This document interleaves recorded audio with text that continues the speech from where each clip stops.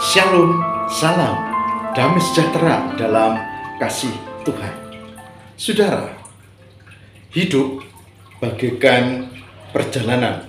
Bahkan di dalam Alkitab dikisahkan bagaikan perjalanan yang menghadapi tantangan dan banyak rintangan, persoalan. Tapi di dalam Alkitab ditegaskan bahwa barang siapa fokus dan memohon pertolongan Tuhan, maka dia bebas, diselamatkan di tengah kesulitan hidupnya. Hari ini kita akan masih belajar tentang hidup beriman di tengah tantangan, badai kehidupan. Bersama saya Pendeta Lukas Eko Sukoco dari Padepokan Diakonia Mitra Kinasih GKJ Purworejo. Saudara, kita akan membuka Injil Matius pasal 14. Matius 14 ayat 22 sampai dengan 33. Mari kita baca. Demikian Matius 14 ayat 22 sampai dengan 23. Sudah itu Yesus segera memerintahkan murid-muridnya naik ke perahu dan mendahulunya ke seberang, sementara ia menyuruh orang banyak pulang. Dan setelah orang banyak itu disuruhnya pulang, Yesus naik ke atas bukit untuk berdoa seorang diri. Ketika hari sudah malam, ia sendirian di situ. Perahu murid-muridnya sudah beberapa mil jauhnya dari pantai dan diombang-ambingkan gelombang karena angin sakal. Kira-kira jam 3 malam, datanglah Yesus kepada mereka berjalan di atas air. Ketika murid-muridnya melihat dia berjalan di atas air, mereka terkejut dan berseru, "Itu hantu!" Lalu berteriak-teriak karena takut. Tapi segera Yesus berkata kepada mereka, "Tenanglah, aku ini, jangan takut." Lalu Petrus berseru dan menjawab dia, "Tuhan, apabila Engkau itu, suruhlah aku datang kepadamu berjalan di atas air." Kata Yesus, "Datanglah." Maka Petrus turun dari perahu dan berjalan di atas air mendapatkan Yesus.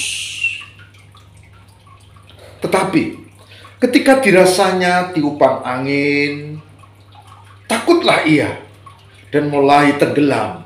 Lalu berteriak, "Tuhan, tolonglah aku." Segera Yesus mengulurkan tangannya, memegang dia dan berkata, "Hai orang yang kurang percaya, mengapa engkau bimbang?" Lalu mereka naik ke perahu dan angin pun redalah. Dan orang-orang yang ada di perahu menyembah dia, katanya, "Sesungguhnya engkau anak Allah." Demikian firman Tuhan. Pecinta RHI yang diberkati Tuhan, apa yang menarik dari firman Tuhan dalam Injil Matius 14 ayat 22 dan 33 tadi? Yang menarik adalah, pertama, para murid sedang berlayar dan menghadapi angin sakal, angin dari arah depan dan besar dan gelombang tinggi, dan perahu diombang-ambingkan. Itu kalau dibiarkan bukan hanya tidak sampai, tapi perahu bisa tenggelam. Sementara guru Yesus Sang Mesias berdoa seorang diri di bukit. Apakah dia abai? Apakah dia tidak mempedulikan? Apakah dia membiarkan murid-murid yang menghadapi kesulitan? Tidak.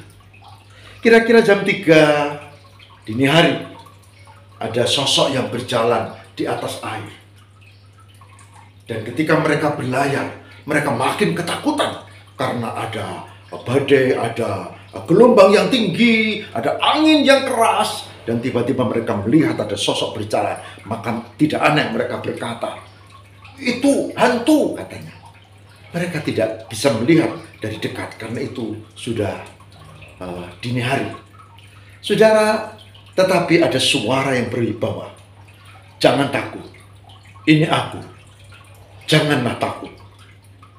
Petrus hafal siapa yang berbicara itu. Petrus hafal, inilah gurunya, Mesias, Yesus. Maka Petrus lalu menjawab, Tuhan, bila engkau itu, tolonglah aku disuruh datang kepadamu berjalan di atas air. Datanglah, kata Yesus. Dan Petrus pun dia ingin membuktikan apakah itu Yesus. Kalau itu Yesus pasti bisa menyuruh apapun. Sebab orang boleh sakti dia berjalan di atas air. Tapi orang tidak bisa tiba-tiba, yuk kamu ikutin aku berjalan di atas air. Tidak bisa. Orang hanya sakti untuk dirinya sendiri. Tapi kalau Yesus bukan sakti, dia berkuasa penuh atas kehidupan dan alam ini. Datanglah Petrus, datang kemari. Dan Petrus turun lalu dia berjalan di atas air. Saudara, Rasul Petrus berjalan di atas air di tengah gelombang itu. Hebat. Tapi ada masalah. Masalahnya begitu dia berjalan di atas air, ada gelombang, angin, dan menerpanya. Rasul Petrus mulai ragu dan takut, bimbang dan ngeri, dan imannya goyah. Maka dia tenggelam. Segera dia berteriak, Tuhan, tolonglah aku, Tuhan, tolonglah aku. Dan Yesus mengulurkan tangannya, tariklah dia.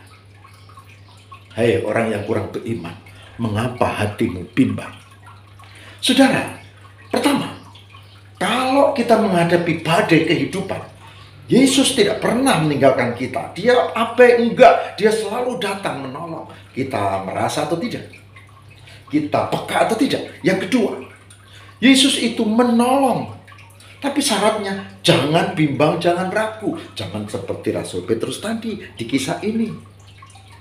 Jangan bimbang, jangan ragu. Ketika bimbang dan ragu, maka tenggelamlah kita oleh persoalan kita, oleh badai, oleh ini tantangan dan kesulitan. Jangan ragu. Yang ketiga, Yesus tetap tidak meninggalkan. Maka ketika mulai tenggelam, Rasul Petrus dia berkata, Tuhan, tolonglah aku, Tuhan. Dan Yesus mengangkat tangannya. Diangkatlah ini Petrus, diselamatkan. Menarik sekali. Tuhan tidak abai. Tuhan menolong. Tuhan meminta kita jangan bimbang dan ragu. Oleh sebab itu hari ini saya mengajak, kita akan punya terus kesulitan dan persoalan. Kita akan terus dihadapkan dengan tantangan dan masalah macam-macam. Tapi kita punya kunci yang menarik, yaitu percaya pada Sang Mesias dan Dia akan menolong kita. Maka kekristenan tidak mengajarkan, oh kita taat ini, oh kita taat begitu, oh kita begini supaya nanti masuk surga. Nanti masuk surga. Enggak. Kekristenan tidak mengajarkan hanya seperti itu. Kekristenan mengajarkan dalam kehidupan ini kita disertai dan diberkati Tuhan. Dan Tuhan Sang Mesias Yesus, Dia akan datang dan Dia akan menolong kita dengan caranya sendiri. Bahkan yang tidak kita duga. Oleh sebab itu, mari hadapi kehidupan dan tetap percaya akan penyertaan Tuhan. Tuhan berkati. Amin. Mari kita berdoa. Tuhan, terima kasih untuk perenungan hari ini. Lewat Injil Matius, lewat kisah Yesus berjalan di atas air, dan Petrus yang juga memohon bukti dengan cara itu, tapi akhirnya tenggelam karena bimbang. Semoga kami disadarkan, dan semoga kami menghayati bahwa ternyata Tuhan setia menyertai kami. Immanuel, Tuhan tidak abai, tapi melihat pergumulan kami, menyertai dan menolong.